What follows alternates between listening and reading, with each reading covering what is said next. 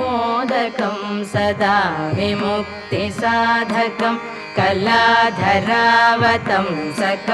विलासिलोकरक्षकं मुदाकरात्तमोदकं सदा विमुक्तिसाधकं कलाधरावतंसकं विलासिलोकरक्षकम् अनायकैकनायकं विनाशिते भदैत्यकं गताशुभाशुनाशकं नमामि तं विनायकम् अनायकैकनायकं विनाशिते भदैत्यकं गताशुभाशुनाशकं नमामि तं विनायकम्